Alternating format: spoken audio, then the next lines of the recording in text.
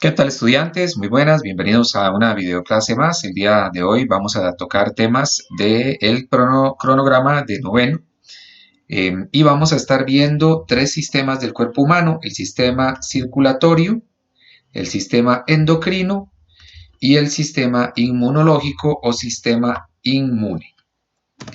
Vamos a entrar en detalle. Con respecto al sistema circulatorio, vamos a decir que la función principal es transportar nutrientes y oxígeno y también algunas hormonas a todo el cuerpo. Participa en la regulación de la temperatura corporal y en la protección contra agentes patógenos. Esa es la principal función del sistema circulatorio: transportar nutrientes a todo el organismo, hormonas, oxígeno y otras sustancias. Además nos ayuda en la regulación de la temperatura y también para protegernos contra agentes patógenos. Con respecto a los órganos del sistema circulatorio, podemos decir que básicamente hay cuatro órganos en el sistema circulatorio. Vamos a ver primero estos tres, que son las venas, las arterias y los vasos capilares. Con respecto a las venas, tenemos que decir que son conductos cilíndricos que llevan sangre, ojo, esto es muy importante, sin oxígeno y con dióxido de carbono hacia los pulmones. ¿Qué significa esto? Significa que las venas son las encargadas de llevar la sangre que no tiene oxígeno hacia los pulmones. ¿Para qué? Para que esa sangre se cargue de nuevo de oxígeno y podamos transportarla hacia el resto de nuestro organismo para que vaya con el suficiente oxígeno para atender la demanda de oxígeno de todas las células de nuestro cuerpo. Eso con respecto a las venas. ¿Qué hacen las arterias? Las arterias hacen la función inversa. Quiere decir que estos tubos conducen sangre con oxígeno desde el corazón hasta las distintas partes del cuerpo, órganos y tejidos. Entonces, las venas transportan sangre sin oxígeno hacia los pulmones para que sean recargadas de oxígeno, y las arterias toman esa sangre que fue recargada con oxígeno en nuestros pulmones y la distribuyen hacia todas las partes del cuerpo. Aquí en este dibujo podemos más o menos observar que aquí hay una vena y aquí hay una arteria. Y este órgano o estructura que se encuentra aquí en el centro son los vasos capilares. Los vasos capilares comunican las venas y las arterias. Entonces, a través de los vasos capilares se da esa comunicación entre los vasos y las arterias para que las venas lleven la sangre sin oxígeno a los pulmones y las arterias traigan esa sangre oxigenada hacia todos los rincones de nuestro cuerpo. Tenemos también el corazón. El corazón es el principal órgano del sistema circulatorio. ¿Okay? Es un órgano muscular hueco, o sea, el corazón está formado por músculos y su interior es hueco, está lleno de cavidades y sus contracciones periódicas mantienen la circulación sanguínea. El corazón se contrae, ¿de acuerdo? Eso es a lo que le llamamos nosotros los latidos del corazón, las contracciones que tiene el corazón para que pueda bombear esa sangre hacia todo nuestro organismo. En este dibujo que tenemos aquí tenemos algunas partes. Bueno, esta es la aorta, ¿ok? Tenemos también la arteria pulmonar. Tenemos varias estructuras dentro del corazón, el corazón está como compuesto por cámaras, 4 cámaras principales.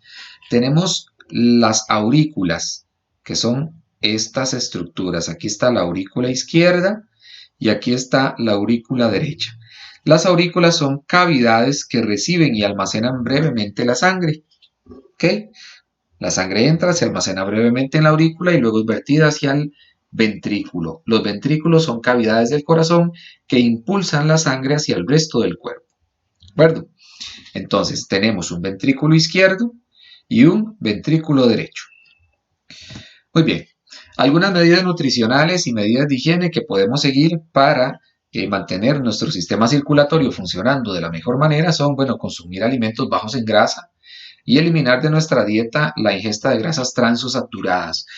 ¿A qué nos referimos? Con pollo frito, con huevo, con papas fritas, ¿verdad? Muchas de las frituras y muchas cosas que contienen grandes cantidades de azúcar trae grasas trans, que son grasas saturadas también, que pueden tapar nuestras venas y tapar nuestras arterias. Se va acumulando en las venas y en las arterias esta grasa hasta el momento en el que nuestra circulación se ve comprometida. Bueno, realizar o practicar actividad física de manera regular para ejercitar nuestra circulación es muy importante, y por supuesto que hay algunas conductas que tienen que ver con vicios que no son adecuadas, como por ejemplo el fumado, la bebida, etcétera, que pueden afectar el sistema circulatorio. Ahora vamos a hablar sobre el sistema endocrino. ¿Qué es el sistema endocrino? Bueno, primero, el sistema endocrino está ubicado en muchas partes del cuerpo. En realidad es un conjunto de órganos y de tejidos, y estos órganos y tejidos liberan unas sustancias en nuestro organismo llamadas hormonas. Estas sustancias que son liberadas por estos órganos o tejidos tienen varias funciones. Controlan la intensidad de las funciones químicas en las células. También dice que rigen el transporte de sustancias a través de las membranas de las células.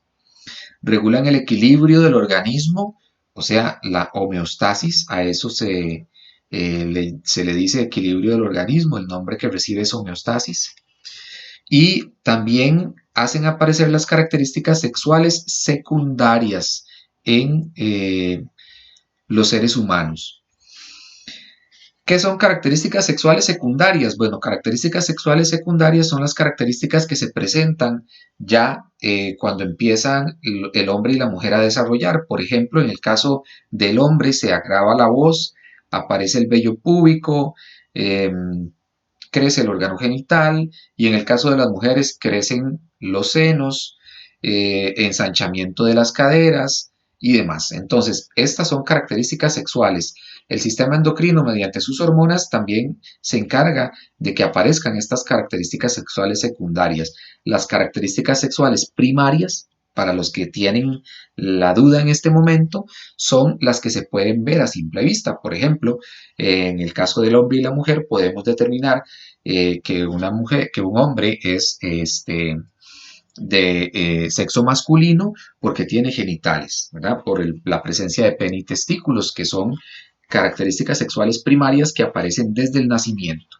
Otros aspectos del metabolismo de las células, como el crecimiento y la secreción, son algunas de las funciones que realiza el sistema endocrino.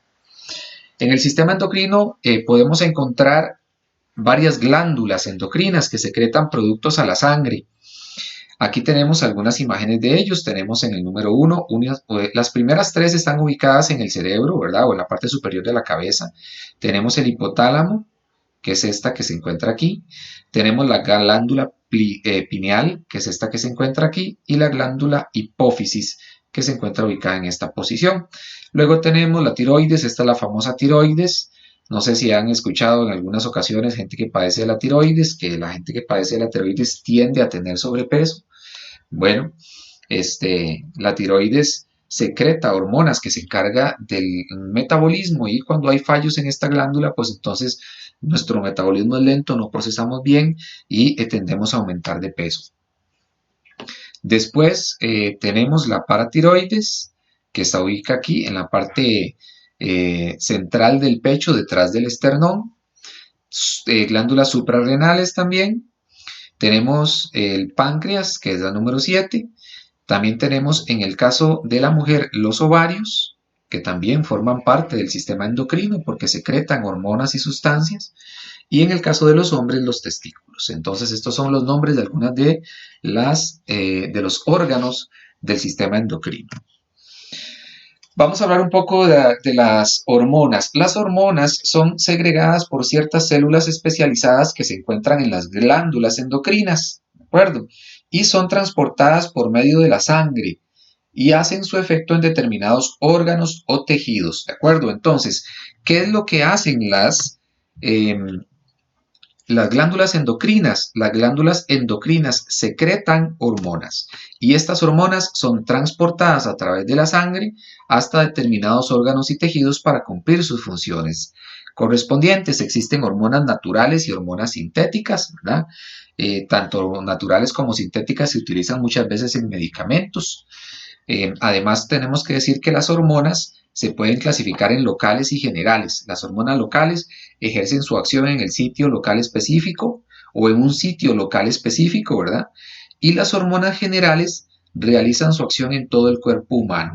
Entre las hormonas locales se hallan la acetilcolina, ¿verdad? Por decir el nombre de un ejemplo, y dentro de las generales se encuentran la adrenalina, que es una sustancia que se libera en momentos de emoción o en momentos de peligro extremo y que inunda todo el organismo para darnos esa respuesta que debemos necesitar cuando nos encontramos en peligro. Ok, las hormonas tienen varias características, actúan sobre el metabolismo, se liberan al espacio extracelular, viajan a través de la sangre, ¿verdad? Afectan tejidos que pueden encontrarse lejos del punto de origen de la hormona, o sea, pueden viajar por todo el cuerpo. Su efecto es directamente proporcional a su concentración, ¿okay? O sea, mientras más concentración de una hormona, pues entonces más efecto tendrá esa hormona en el organismo. ¿Cuáles son los efectos que realizan estas hormonas en el organismo? Son varios. Primero, estimulante.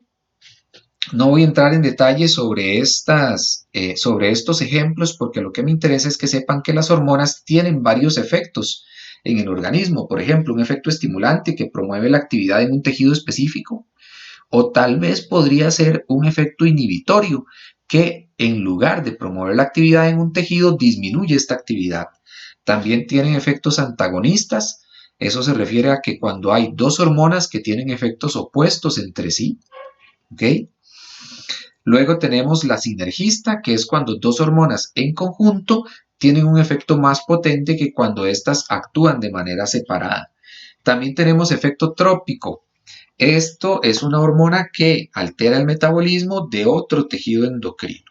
¿De acuerdo? Entonces vean que las hormonas tienen varias características y realizan varias funciones y tienen varios efectos sobre el cuerpo dependiendo del tipo de hormona. Muy bien, pasamos. Ahora vamos a hablar sobre el sistema inmunológico. Primero, la función es mantener los microorganismos infecciosos como determinadas bacterias, los virus y los hongos fuera de nuestro cuerpo y destruir cualquier microorganismo infeccioso que logre invadir nuestro organismo. Esa es la principal función del sistema inmunológico, mantenernos sanos y mantener a los virus, las bacterias y los hongos y cualquier agente externo que llegue a atacar nuestro organismo, mantenerlo a raya o destruirlo. Muy bien, los órganos que forman el sistema inmunológico se les llama órganos linfoides. Y aquí tenemos algunos. Tenemos el timo, que está ubicado aquí en la parte, está presente sobre todo en la adolescencia, ¿ok? De los seres humanos y está ubicado en la parte central del pecho. Son dos glándulas que se unen enfrente de la tráquea, detrás del esternón. Tenemos el vaso, que es este órgano que lo tenemos aquí. Es un órgano del tamaño de un puño que se encuentra en la cavidad abdominal. Tenemos también la médula ósea. La médula ósea es tejido suave y esponjoso que se encuentra en las cavidades óseas. ¿De acuerdo? Aquí lo ponen de este lado porque generalmente donde más se encuentra concentración de médula ósea es en los huesos de la cadera, dentro de los huesos de la cadera. Esa es la médula ósea. ¿De acuerdo? Luego tenemos los vasos linfáticos, que es una red de canales que se extiende a través de todo el cuerpo y que transportan linfocitos a los órganos linfoides, al torrente sanguíneo. ¿De acuerdo? Entonces, básicamente, ese es el nombre y las características de algunos de los órganos del sistema inmunológico. El sistema inmunológico secreta unos tipos de células que se llaman linfocitos, que son los encargados de luchar contra los agentes externos que atacan nuestro organismo. ¿Qué son los linfocitos? Bueno, es un tipo de glóbulo blanco que combaten infecciones y que son vitales para el funcionamiento de un sistema inmunológico eficaz. Aquí tenemos una pequeña ilustración de más o menos cómo se ve un linfocito. ¿Cómo están formados esos linfocitos? Bueno, primero hay que decir que se producen en la médula ósea, ¿de acuerdo? Y que algunas de estas células forman parte de grupos de linfocitos, mientras que otras serán de otro tipo de células inmunológicas como los fagocitos. Algunos linfocitos, tras su proceso de formación, continuarán su proceso de maduración en la médula ósea y se transformarán en células B, y otras, por el contrario, terminarán su proceso de maduración transformándose en células T. Entonces, los linfocitos pueden madurarse en la médula ósea para transformarse en células B o células T. Y estas células B y T son los dos grupos principales de linfocitos que pueden reconocer y atacar microorganismos infecciosos en nuestro organismo. ¿Cuáles son los trastornos que puede presentar el sistema inmunológico? Bueno, se pueden producir numerosas enfermedades en el sistema inmunológico. Generalmente se dice que las alergias y la hipersensibilidad a determinadas sustancias son considerados trastornos del sistema inmunológico. Además, el sistema inmune desempeña un papel muy importante en el proceso de rechazo de tejidos u órganos trasplantados. Esto es muy importante. Generalmente a las personas que les hacen un trasplante tienen que hacerles un tratamiento médico para bajar un poco la producción de linfocitos o bajar un poco su sistema inmunológico para que los órganos que le fueron trasplantados sean aceptados de manera adecuada por el organismo, ya que muchas veces estos tratamientos los tienen que tomar durante toda su vida para que el cuerpo no rechace el órgano que le fue trasplantado. Otros ejemplos de trastornos del sistema inmune podrían ser las enfermedades autoinmunológicas. Algunas de ellas son la diabetes juvenil y la anemia, y enfermedades de inmunodeficiencia. Una de ellas es el SIDA o el síndrome de inmunodeficiencia adquirida. El SIDA es producida por un virus que es el VIH o el virus de inmunodeficiencia humana. Este virus ataca linfocitos o ataca células encargadas de protegernos contra enfermedades. Entonces es por eso que las personas que tienen SIDA, cuando se complican o cuando fallecen, es por otro tipo de enfermedades como neumonías y demás.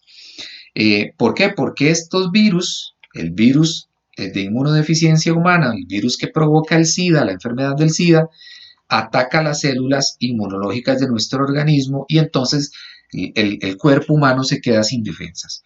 Existe otra enfermedad llamada inmunodeficiencia combinada severa, que es la ICS, que también es una enfermedad que tiene que ver con inmunodeficiencias en el cuerpo humano. Muchísimas gracias por su atención. Los espero en la nueva o en la próxima videoclase con un tema más para los temas de noveno año en el Ministerio de Educación Pública. Muchas gracias.